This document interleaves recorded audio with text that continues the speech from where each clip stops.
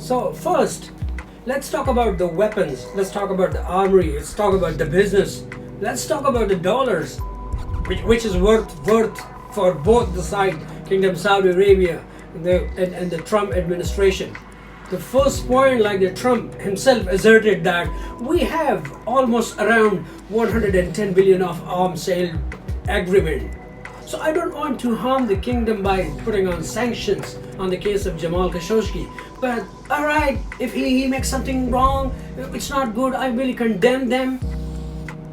But the criticism lies still on the ground, like the Trump is also under very strong criticism by many officials inside the US and many think tanks outside of the US. They're saying, why is Trump not putting sanctions on MBS? But how and why he will do that? He don't want the US people to be unhappy. He don't want the US people to have some sort of problem by getting jobs, getting worse the economy. But the second is like the arms sales to Saudi Arabia have benefits to the American arm industry as well. So beyond merely the figures of the some lot shell, like F-35 sales of the fighter jet to the Saudi and the deployment of F-35 over a wide base of production, meaning that the sales in the United States with the armed forces, it will be going down. Look at profit. Look at profit can be higher without raising the domestic price of those planes. And the fact that many US economists, many business people and many industrialist people, they said that it's just an excuse that Trump put on and said like, okay, if we stop the arms sales with to the Saudi kingdom, other people will sell, China will sell, Russia will sell. So he just putting an excuse. He can criticize anyone around the world, starting from the Xi Jinping and then to the Putin, then going to the Pakistani Imran Khan and administration. He will criticize everyone in the Iran regime. He will criticize everyone in the Korea, but he will never criticize the Kingdom of Saudi Arabia and especially the MBS. Of course, he said that MBS is my buddy.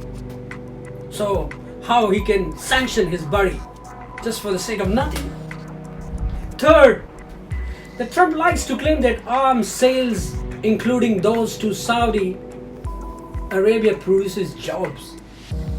Yeah, of course, some sort of he write about this fact, like the industry grow when the weapons are sale, and when the weapons are sale, when there is a sale revenue, there are production. For production, people get jobs.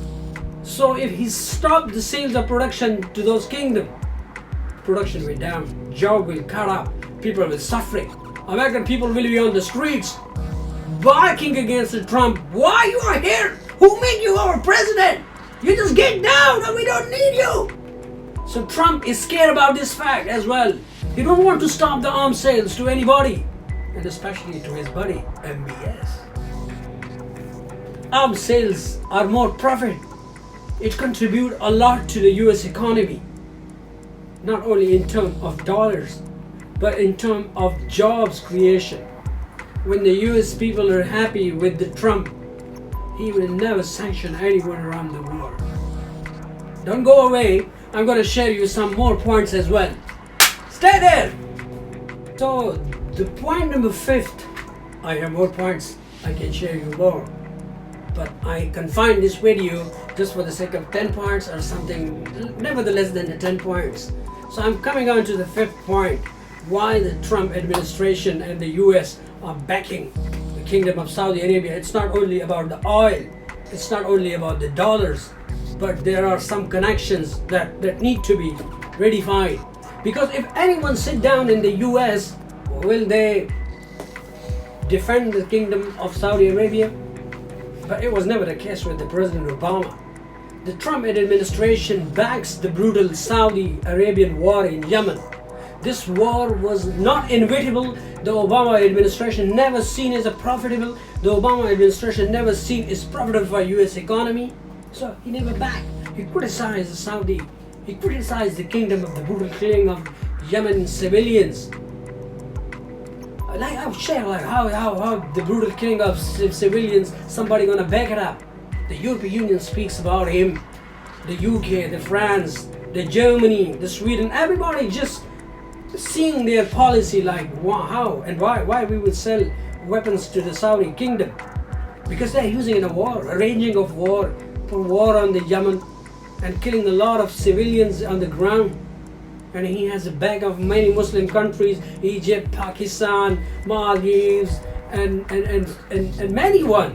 Like there is a list, there's an Islamic force who are using these weapons. But the hated sales of armory, that was once a sanctions that proposed by Obama during his rule. He said that we should research, we should see our policy like how to sell the kingdom with those sort of weapons or not. But Trump never gonna see this. Trump administration clearly defend that like I will have to support my buddy on whatever the case might be. So American was same in the front line with the Saudi when they bombed the civilians in the Yemen. And there is an also case of the Houthi rebels in the Yemen. So Iran backed those Houthi rebels and the US supporting MBS by bombarding those civilians in the Yemen. But the collateral damage is so high. It's because of the sales of weapons. We have to think about this. And somebody, if in the US, if they have some problem with this kind of policy, please go on the street, talk to your president. It's your taxpayer money. It's not only the sales of armory. It's not only the sales of weapons. Let's talk about the humanity. Let's talk about the human suffering. This world is so good for you people, right? Back there in California, back there in the New York, you guys are living very happily, enjoying every perks, luxuries of life. But don't think about those people. They're in Yemen. They don't have any food. Forget about food. They don't have any medicines. Children are suffering. Ladies, women, everybody dying on those kind of things. How? Because of the weapons that they can get from the US and other allies. Policy have to be changed. Policy have to be researched. If this policy is marked up against the cost of livings of the people, we should have to face it. We should have to cut it. We should stand up against of it. There will be more and more and more and more coming. While Saudis are far more on the front line in the war than we are, they're not instead actively back them up. Point number 6.